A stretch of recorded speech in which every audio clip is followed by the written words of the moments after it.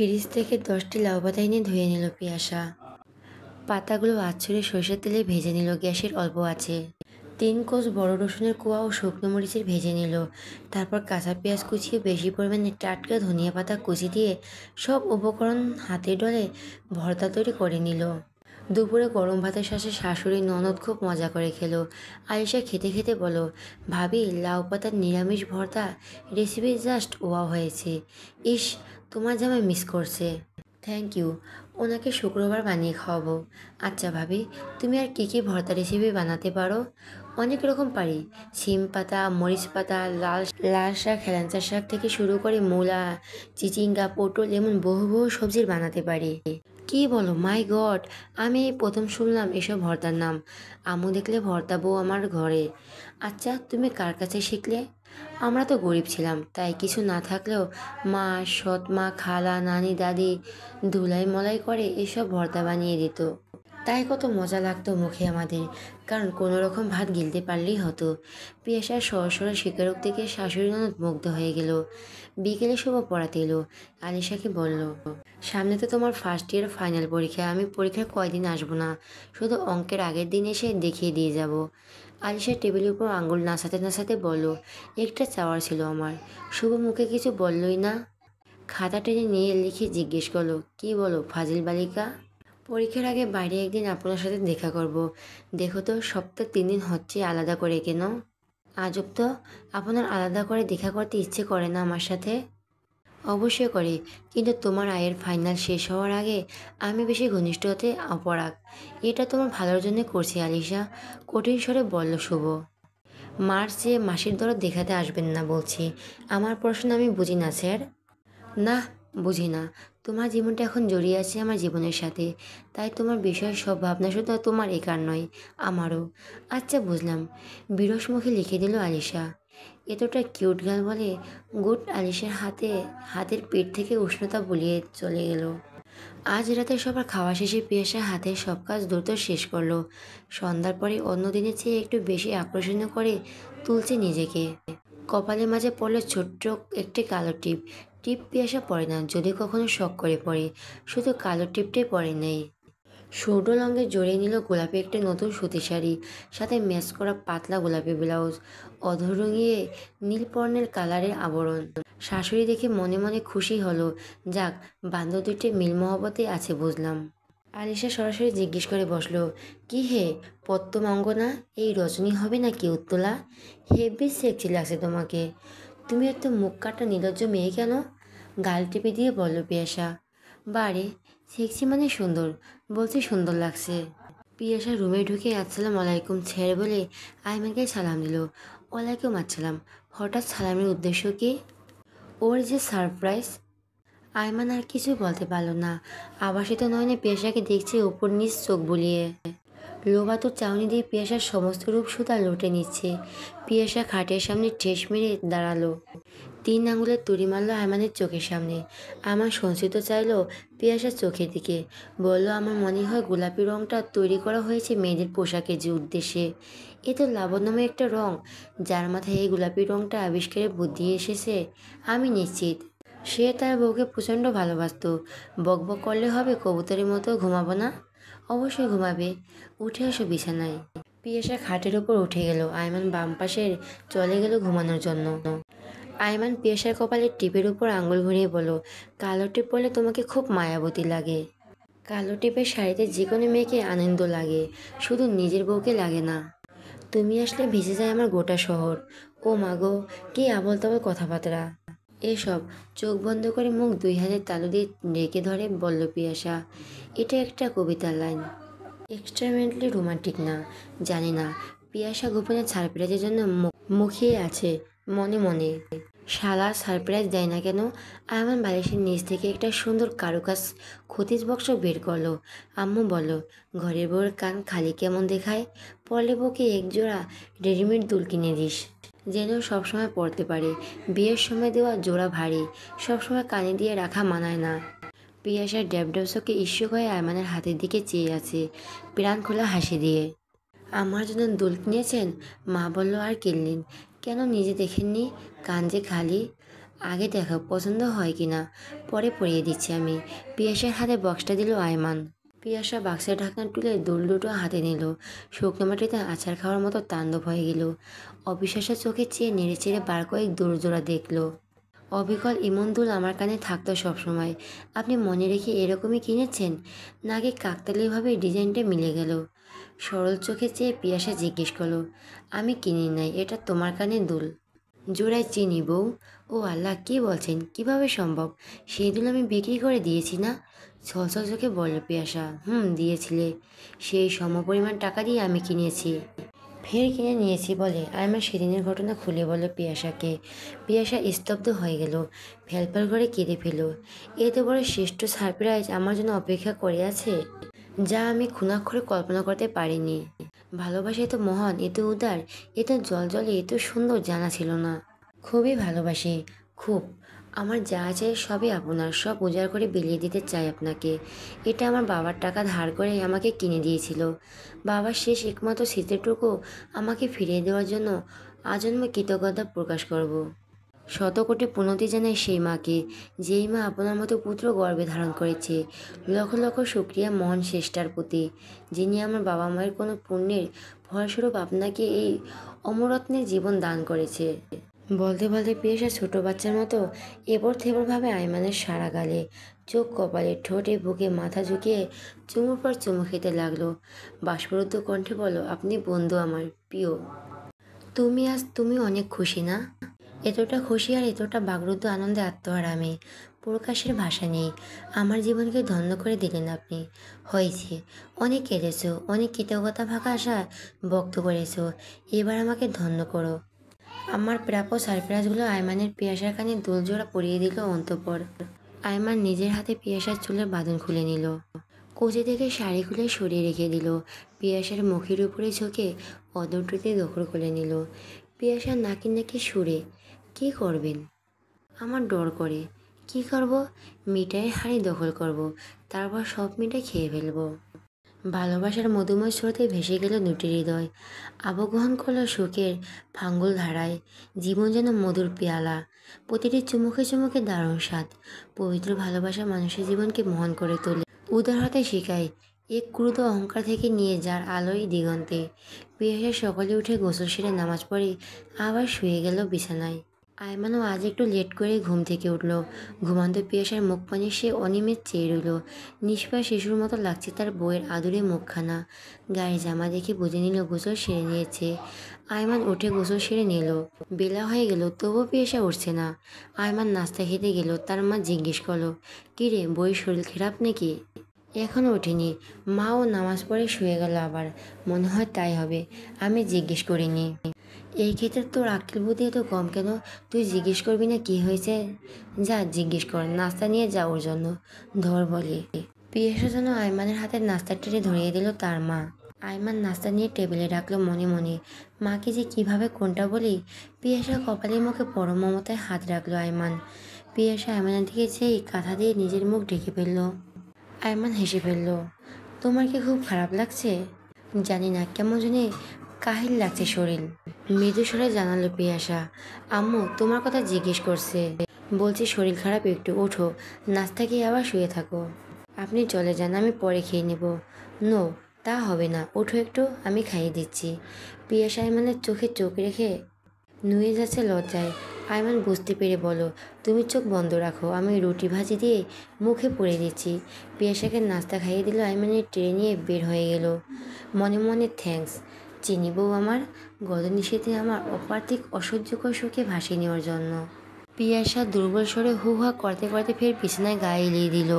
সম্পূর্ণ নতুন এক রোমাঞ্চকর অনুভূতির সাথে পিয়াসা ঘনিষ্ঠভাবে পরিচিত হলো রাতে। মুহূর্তগুলো মনে করতে সে আড়ষ্ট হয়ে যাচ্ছে, গুটিসুটি হয়ে যাচ্ছে কাঁথার নিচে। তার চেয়েও বেশি অপ্লুত হয়ে যাচ্ছে কানে দুলের কথা মনে পড়েই। ভোরে গোসলের সময় বেসিনের সামনে আয়মান বারবার কানে হাত দিয়ে দেখলো নিজের ভালোবাসার দোলজোড়া। আয়মানের জুহুরিকে দিয়ে একদম নতুনের মতো চকচক করে নিল। আয়মানের প্রতি শ্রদ্ধায় কৃতজ্ঞতায় থেমে থেমেই পিয়ার চোখ অশ্রুতে টলমল হয়ে উঠল। জীবন বড় বেশি সুন্দর। জীবনকে আনন্দময় করে তুললে খুব বেশি কিছুর প্রয়োজন হয় না। পরিবারের মানুষের প্রতি অফুরন্ত ভালোবাসা, কেয়ারিং, ছোট ছোট উপহার, আবেগের মূল্যায়ন করতে পারলে জীবনকে অর্থপূর্ণ ও মহিমান্বিত করে তোলা যায়। অথচ এই জীবনটাকে অসুন্দর করে তুমি আমার মানুষরাই নানা ছোট ছোট বিষয়ে বড় করে দেখা, অহেতুক সন্দেহ, ভুল বোঝা, অবিশ্বাস, অনাদর, অকারণে উপহার, নিচু নিচু বৈষম্য, অহংকার, তুচ্ছ তাচ্ছিল্য করা কাউকে, এসব দিয়ে বিষিয়ে তুলে জীবনের বড় একটা অংশ। বেলা বয়ে যায়, সময় গড়িয়ে আসে, মাস গড়িয়ে মাস। পিয়াসা অনার্স দ্বিতীয় বর্ষে উঠে গেল। আলিশাও ইন্টার সেকেন্ড ইয়ারে উঠে গেল। অঙ্ক শুভর কাছে করছে সে। শুভ আলিশার ফাইনাল পর্যন্ত অঙ্ক করাবে, তার সাথে এমন কথাই হয়েছে আয়মানের। ইদানিং আলিশা শুভর সাথে বাইরে মেলামেশা করছে বেশি। বিষয়টা আয়মানের কানে চলে এলো। আয়মান রাতে মায়ের রুমে গিয়ে আলিশাকে ডাক দিল পিয়াসার মাধ্যমে। আলিশা এলো ভাইয়ার সামনে। আজকাল পড়াশোনা বাদে কী শুরু করছিস এসব? ঠান্ডা মেজাজে জিজ্ঞেস করলো আয়মান। কই কী করছি, পড়াশোনাই তো করছি। টনটনে গলায় প্রত্যুত্তর দিল আলিশা। আমার কানে এসেছে কিছু। তুই বাইরে গিয়ে কী করে বেড়াচ্ছিস? কোথায় আমি বের হই? কাঁদো কাঁদো গলায় বলো আলিশা। আমি এত কথা শুনতে চাইছি না। তুই যার সাথে ঘুরছিস সে ছেলে হিসাবে ভালো না। ওর সাথে অতিরিক্ত মেলামেশা বন্ধ করবি। তুই এখনও ছোট, কি বুঝিস বাস্তবতা সম্পর্কে? আর মানে গরম চোখে ঝাঁঝালো কথায় তুলে আলিশা নিশ্চুপ হয়ে গেল। মোবাইল দিয়েছে তোকে প্রয়োজনে, তার অপব্যবহার করিস এখন রাত জেগে জেগে। কই রাত জেগে জেগে মোবাইল টিপি? তাহলে তুই সকালে উঠতে পারিস না কেন রোজ? কাল থেকে পিয়াসের সাথে তুইও ফরজে নামাজ পড়বি। দিন দিন উগড়ে যাচ্ছিস আমাদের প্রশ্রয় পেয়ে। যে মাথায় তুলে আদর করতে পারি সেই মাথা তুলে আছাড়াও দিতে পারি আমি, মনে রাখিস। আম্মু ওকে সাবধান করে দাও বলছি। আয়মান উঠে চলে গেল। কী রে আয়মান, কী বলো শুনছিস? নাকি এক কান দিয়ে ঢুকে আর কান দিয়ে বের করে দিছিস? তোর বাপ নেই, গার্ডিয়ান বলতে ওই এক বড় ভাই, সেই ভাইয়ের কথা মেনে চলবি তো নাকি? আলিশার মেঘমুখ বোবার মতো চুপ থেকে মায়ের সামনে থেকে চলে গেল নিজের রুমে। দরজা বন্ধ করে দিল। ফেসবুকে ঢুকে শুভর আইডিতে গেল। দেখলো সে অফলাইন, তবু মেসেজ দিয়ে রাখলো। স্যার, ভাইয়া জেনে গিয়েছে আপনার কথা, আমাকে বকছে খুব। এখন একটু সাবধানে থাকতে হবে। আপনি অঙ্ক করানোর সময় অতিরিক্ত কথা লিখবেন না ও মুখে কিছু বলবেন না। সকালে আইডিতে ঢুকে শুভ মেসেজ পেল আলিশার। এই সেরে সেরে প্রেমের আকাশে উদয় হলো দুর্যোগের ঘনাঘটা। কে থামাবে? কি হবে? কি করিবে? সাবধান। এবার সিরিয়াস মনে ভাবনা পড়ে গেল শুভ। কি বিচ্ছিরি কাণ্ড হয়ে গেল। কিভাবে এখন পড়াতে যাবে সে বাসায়? আয়মান ভাইয়ের সাথে মুখোমুখি হলে কি যে অপ্রস্তুতকর সিচুয়েশন পড়ে যাবে। মনে মনে শুভ আলিশের উপর রাগ ঝাড়তে লাগলো। কোনো কিছু দ্রুত পেয়ে গিয়ে হারানোর সংখ্যার চেয়ে অল্প অল্প করে দীর্ঘদিন বা চিরদিন পাওয়ার ঢের আনন্দ নয় কি? এই মেয়েটাকে এত করে বললাম এ তো মাখামাখি করো না, কে শুনে কার কথা। না, উনি মরে যাচ্ছে আমার সান্নিধ্য ছাড়া। ওনার পড়ান নাকি যায় জ্বলিয়ে। এবার ঠেলা সামলা ভাই আর মায়ের। আমার কি? আমার কাজও তোমাদের বাসায় মাত্র 1.5 ঘন্টা, তাও সপ্তাহে 3 দিন মাত্র। সেই হিসাব করে দেখলে আর শুক্রবার পড়া নেই। কাল শনিবার একটা এক্সকিউজ দাঁড় করাবো। যাবই না, পরশু যাব। তবুও 2 দিন অত্যন্ত সেই বাসার মানুষের সাথে দেখা হবে না। শুভ অনলাইন থেকে বের হয়ে গেল। জোরে নিঃশ্বাস টেনে ভিতরে নিল। থম মেরে উপর হয়ে পড়ে রইল বালিশের বেশি কিছুক্ষণ। 2 দিন পরে বোনের উপরে চড়া মেজাজ দমে গেল আয়মানের। ফুরফুরে মেজাজে পিয়াসাকে বলো, কাল বিকালে ঘুরতে যাব। তোমার পছন্দের কোন লোকেশন আছে? পিয়াসা বলো, তেমন কিছুর প্রতি আগ্রহ নেই, তবে মিনা আন্টির বাসায় যেতে খুব মন চাচ্ছে। কতদিন ওনাদের দেখি না। একসময় আমার ভরসার আশ্রয়কেন্দ্র ছিল ওনারা। নিজের বোনের মেয়ের মতো করে আগলে রেখেছেন আমায়। নিজেদের অসচ্ছলতার মাঝেও আমাদের 3 বেলা খাইয়েছে, থাকার জায়গা দিয়েছে আন্তরিকতার সাথেই। আচ্ছা, তাহলে কাল প্রথম ওনাদের বাসায় যাব, পরে একটা মুভি দেখবো হলে গিয়ে। দেখে নিব টিকিট কি আগে বুকিং দিতে হবে না সাথে সাথে পাওয়া যাবে নাকি, বলো চিনি বউ। আপনার যা ইচ্ছে, আমার হিসাবে কোনো আপত্তি নেই। পরের দিন শেষ দুপুরে ওরা দুজন ঘুরতে বেরিয়ে গেল। আয়মান পিয়াসাকে নিয়ে মিনা আন্টির বাসায় গেল। পিয়াসার পছন্দ মতো ওনাদের জন্য অনেক ফল ফলাদি এটা সেটা কিনে নিল। তারা পিয়াসারও আয়মানকে দেখে অনেক বেশি উৎফুল্ল হয়ে উঠল। সেখানে কিছু সময় কাটিয়ে বসুন্ধরা সিনেমা হলে ঢুকলো আয়মান পিয়াসা। খাওয়ার জন্য পপকর্ন আর ইগলুর কাপ আইসক্রিম নিয়ে নিল। পিয়াসা আইসক্রিম খুব প্রিয়। স্টার সিনেপ্লেক্স ও প্রিমিয়ার টিকিট কেটে আয়মান পিয়াসার হাত ধরে ভিতরে চলে গেল। সিনেমা শুরু হলে পুরো হলরুমের লাইট অফ করে দেওয়া হলো। হলিউডের একটা সিনেমা দেখছে দুজনে। পিয়াসা লতার মতো আয়মানের হাত পেঁচিয়ে ধরে বসলো। 5 মিনিট পরে সিনেমা এক পর্দায় রোমান্টিক দৃশ্য শুরু হয়ে গেল। হলিউডের মুভিগুলোর এই এক সমস্যা, সব ওপেনিং প্রেজেন্ট করা হয়। পিয়াসা আপচা আলোর লুকানো চোখে পাশাপাশি সিটগুলোতে তাকিয়ে দেখলো প্রায় সব প্রেমিক প্রেমিকের জুটিগুলোই তার ঠোঁট এক করে দিয়েছে। আলাদা হওয়ার কোনো নামই নেই। আয়মান এক হাতে পিয়াসার পেছন দিক থেকে কোমর জড়িয়ে নিজের বাহুর সাথে ভিড়ে নিল। পিয়াসাও অধর দখল করে নিল নিজের দুই অধরের দিকে বিদ্যর্পে। পিয়াসাও আপোষে চলে এলো, সাপোর্ট দিল নিজের স্বামীরূপে প্রেমিককে। পরে কানে এলো, ফিসফিসে জিজ্ঞেস করলো, এটাও কি আপনার রোমান্টিক সিজমের কোনো ফাঁট? আয়মানের হাতে থাকা আইসক্রিম থেকে কাঠের চামচটাই বেশি করে তুলে নিল। পিয়াসার এক গালে আইসক্রিমগুলো লেপ্টে লাগিয়ে দিল। নিমিষে নিজের উষ্ণ জিভের মাথা দিয়ে উপর নিচ করে চেটে খেয়ে নিল। পিয়াসা ড্যাব ড্যাব চোখে চেয়ে রইল আয়মানের দিকে, জানতে চাইল কী মজা পান এসব রোমান্স করে। আয়মান পিয়াসার কানে কানে ফিসফিস করে বলল, সেম ফিল পেতে হলে তোমাকে ছেলে হতে হবে। আর মজা, হাজির কাচ্চি বিরিয়ানির চেয়েও বেশি মজা পাই এসব মধু মধু প্রেমে। ও হ্যাঁ, এটা আমার প্ল্যান বা ইচ্ছেই ছিল বলতে পারো। যেদিন তুমি ক্লাস 10-এ থাকা অবস্থায় সিনেমা দেখছিলে, আমি তারপরে মনে মনে জেদ ধরছি এবার তোমাকে পাই। সিনেমা দেখার স্বাদ মিটিয়ে দেব, অন্ধকারে কিছুই বাকি রাখবো না। যত সব পাগলামি আপনার, থামেন বলছি। পিয়াসা নিজের আইসক্রিম খেতে লাগলো। আয়মান তার আইসক্রিম খেয়ে ফেললো। পিয়াসার ঘাড় থেকে চুল সরিয়ে চুমু খেতে লাগলো। ওহ, অসভ্যতামি করছেন কেন? আজব, নিজের বউয়ের সাথে প্রলয়লীলা করছি। কিসের অসভ্যতামি?